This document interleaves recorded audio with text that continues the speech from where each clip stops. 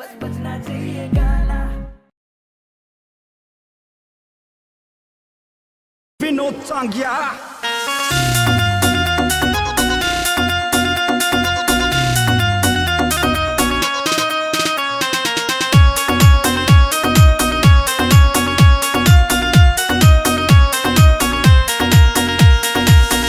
खोल के किवाड़े बढ़ गया भाभी जी के महल में, मैं आया था सैल में। खोल के किवाड़े बढ़ गया भाभी जी के महल में, मैं आया था सैल में।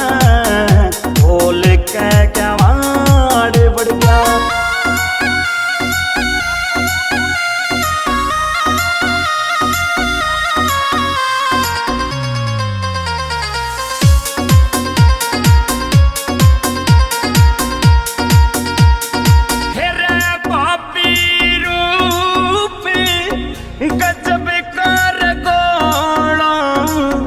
गजब कार घोड़ा यो विक्रम से सदारी भोड़ा, सदारी भोड़ा।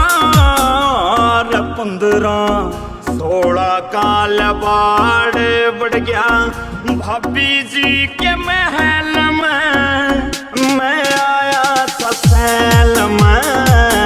खोल के किवाड़ बढ़ गया भाभी जी के महल में, मैं आया था सैल में। खोल के किवाड़ बढ़ गया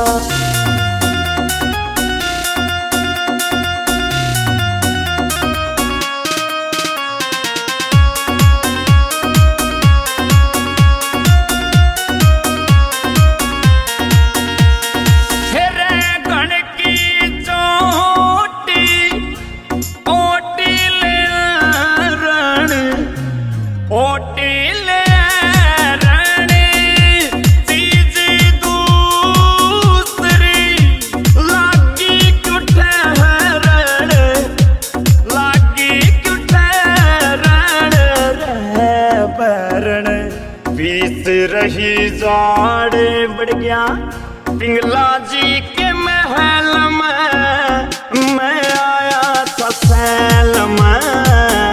खोल के किवाड़ बढ़ गया पिंगला जी के महल में, मैं आया था सैल में।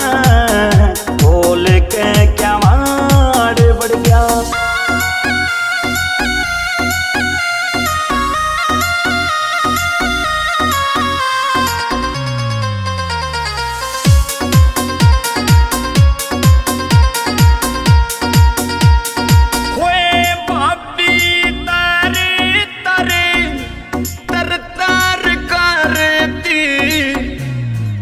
तार करती जणु कोई सांसी नागण वरती, नागण वरती।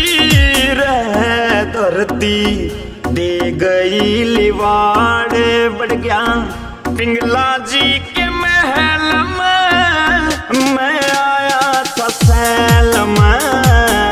खोल के किवाड़ बढ़ गया पिंगला जी के महल में, मैं आया था सैल में।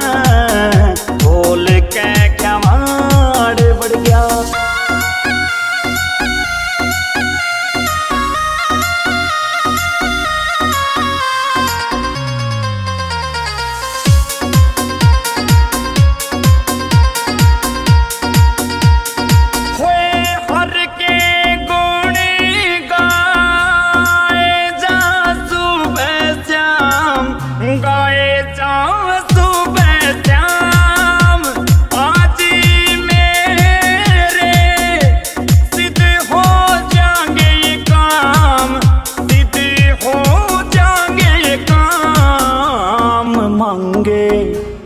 झुका के नाड़े बढ़ गया पिंगला जी के महल में, मैं आया था